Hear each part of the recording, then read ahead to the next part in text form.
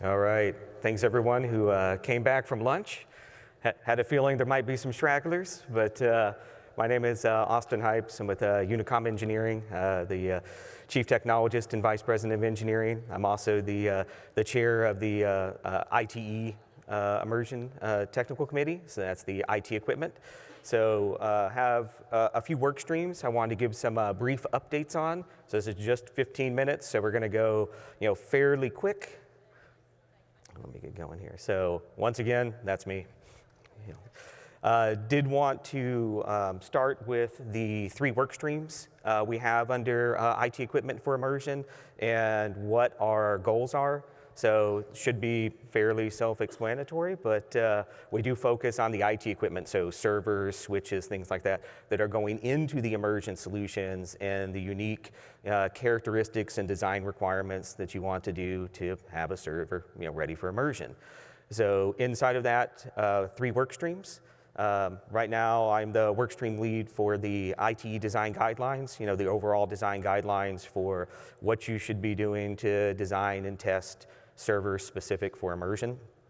With our ITE advanced cooling techniques, we have our 2 workstream leads, Andy and Florin, who, Andy's over there, but it's, and this is where everything's being focused on just what it sounds like, advanced cooling techniques. How do we cool the next generation of silicon, the really high silicon, the higher TDP servers in general? And last is signal integrity. If you've been around any of the presentations today, as SI keeps coming up a lot. This is where we have Kai and Terry as our 2 workstream leads. Huge amount of activity has been happening in SI over the last 6 or 9 months. Anyone interested in joining or participating in these work streams, you can click on the QR code. It'll take you right to the sign up. So starting with some updates for IT design guidelines, really kicked this off about the time of Global Summit last year. And we noticed in the industry a lot of gaps. So IT design guidelines had not been updated since December of 2020. A lot of changes in the industry, a lot more participation in the industry interested in immersing servers. So what we're undergoing right now is a major refresh. So you see a mural board, a lot of ideas, a lot of what's in scope, not in scope, and really looking for even more participation from people like server OEMs, customers, are you buying immersion today? Silicon manufacturers, regulatory organizations, to help make this new major refresh as comprehensive as possible. So with that, we do currently have a workstream lead position open. I know that was mentioned earlier, but if you're an active participant in the workstream and are interested in becoming a lead, you can let me know. But what I did want to really stress here is this major refresh. It's basically going to be about a 5-section major guideline. Sections 1 and 2 are complete. These were things around standardizing terminology, and making sure essentially everyone's on the same page. Now we're really getting into the meat of it, where we discuss things like actual form factors and the server design itself, everything from, and after that we'll be getting into serviceability. So now that it's designed and validated, how do you service it in the field? So I don't want to jump forward. I did want to cover briefly what all was covered. So, we are focusing on standard form factors. So things like 19-inch rack mount, the Open Rack version 3 from OCP. These are both, great form factors to standardize on for immersion. But also the different types of immersion technology. We have native immersion servers. We have converted immersion that might have originally been cold plate or air cooled. And there's differences in how you would work with them. And for that, we also have all these different environments. Natural convection, direct convection, forced convection, targeted convection, 2-phase. So what does all this mean, and what are the specific design characteristics for each type of immersion, and what might be required to support some of these newer generation technologies that maybe can't be done in something like natural convection. So focuses on thermal designs, signal integrity, and regulatory. Regulatory is something that is sorely lacking today because most of the standards bodies really don't have testing guidelines for how to test a server in immersion. And this has to spread out to the industry, to things like the NRTLs, the folks who actually have to do the testing, the ULs, the NIMCOs, the Intertechs and things of the world are all looking for guidance into how should they be testing immersion in immersion native servers. Another one that comes up a lot is networking and power. It's what's compatible, what can you plug in, what can you do under fluid, what has to be out of the fluid.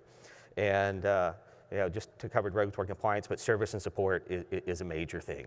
So when these are deployed, how are they serviced? How are they supported? That came up in some of the challenges, earlier today. People don't want to spend, millions or billions of dollars on solutions if they don't have a good method for service and supporting them, and if there's no interoperability between different vendors' products.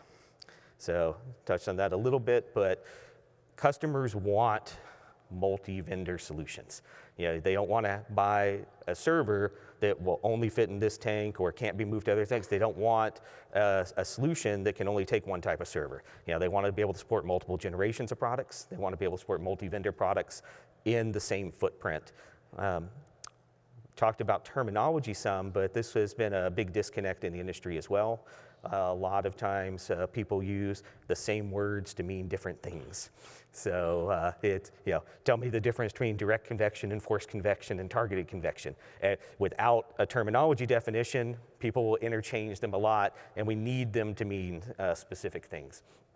We talk about common methods of installing and removing IT equipment. This also came up in the challenges earlier today. What equipment do you need at the data center? When you do it, how does it have to drain? Where do you put it to work on it? How do you work on it? Do you have to clean it first? So all of this are the things we're working on, including how can functionality be assured. So this is where we talk a lot about the signal integrity testing. Just because you took something, you put it in fluid and it turned on and booted, doesn't mean that there's not a lot of packet loss or bit error rates. So we need to make sure it's tested to the same standards that it would have been when it was designed for air or designed for cold plate. And I'll skip past the regulatory. So after time, I did want to also talk about the advanced cooling techniques workstream. So this is the workstream that is really focused on things greater than 500 watts. So CPUs, GPUs, XPUs in general, and what are going to be effective ways to cool them in immersion. There's been a lot of misnomers in the industry. I was originally told I couldn't cool more than about 260 watts in immersion when I'd been doing 400 watts for 2 years. So there's a lot of misinformation. There's a lot of demonstrations that show 1,000 watts plus, 1,500 watts plus. This is the work stream you want to be in if you're focused on how are you going to cool the current generation of high TDP silicon and the next generation of high TDP silicon. Do you want to point out we do have one reference design spec that has been published. This was done by Intel last year on targeted flow heatsink. So this is a public OCP design. If you are in this community, if you're designing solutions you're willing to share, we are always looking for more specs. Show us what you're allowed to, show us what you've done, show the community how you are addressing these challenges of cooling, greater than 500 watts, in immersion today. So right now with the advanced cooling techniques, we are doing the first thermal performance test specification. There was a whole kind of mirror board outline of where do we need to start. You can only work on so many projects at a time. What kept coming up is how do I test the thermal solutions? So I need a guideline. I need a referenceable architecture that can be done in multiple labs, whether that be your own lab, whether it's a paid for lab, to really see the impacts of different heatsink designs, different thermal interface materials, and different fluids. So once you have that reference test bed, you'll be able to test if you make a change of thermal interface material with a standard reference fluid, how is that impacted? Likewise, if it's a new fluid design, using the other reference materials for thermal interface material and heatsink can show you exactly how much better, or maybe not better, that new fluid design works. So lots of opportunities here. This is just getting going. So if you have interest, this is a great time to join. If you have any thermal design or system design experience, once again, great time to join and be on the ground floor of defining the next generation of thermal solutions for immersion. So once again, please join it. There's QR code again. And lastly, I wanted to talk about the signal integrity update. This is going to be very brief. We're going to have another presentation in just a little while to delve in deeper. But at a high level, the workstream, a lot of new contribution, continuing of testing of things like signal integrity margin for common technologies like DDR, PCI Express, Ethernet, optical connections. Big takeaway is right now today, for the signaling rates being used today, overall results are pretty good, but our margins are shrinking. So it is going to cause, in these next generations, there might need to be some specific design changes for immersion to address the different signal integrity. And we always say different because signal integrity is not worse in immersion. It actually many times is very stable. It's just different than it is in air. In some cases, it's actually better than air with things like crosstalk and DDR5. We have some charts there. A few significant findings. I don't want to steal any thunder from the SI group when they talk up here in a little bit, but it's somewhat obvious to those in the industry, but changes in the electromagnetic environment, i.e. putting something in a dielectric fluid, do impact signal integrity in a lot of times in crosstalk between connections. So these properties do and can add increased signal interference where additional shielding and grounding might be required on certain cables or connectors inside of a system. But on the other side, immersion cooling does definitely have the potential to lower radiated emissions. So the emissions coming outside the servers that you have to do for regulatory compliance. Some really great data was recently added showing how much that radiated emissions can be reduced just by having a server in immersion itself. And also both near end and far end crosstalk can be influenced either negatively or positively, in an immersion environment. So a lot of additional testing needs to be done because when you're increasing the capacitance between traces, it's things were designed for air need to sometimes be redesigned or tweaked or retuned, for immersion itself. So did want to show just quickly some of the near end and far end, crosstalk for DDR. And I know it's probably a little hard to see, but the takeaway here is that in general, the immersion line is lower than the air line, and even though they're both under the limit, the big red line, and probably a little easier to read, without the graph.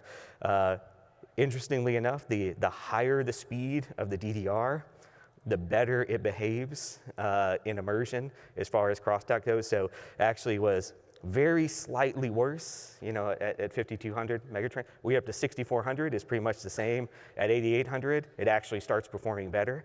So this helps, one of those myths of, hey, signal integrity is always worse in immersion. Some parts of it are actually better without making any modifications. So just working on a white paper release targeted for this year. A lot of good content is going to be in this white paper. We really wanted to have it done by the time of the conference, but too many last minute edits and more data coming in.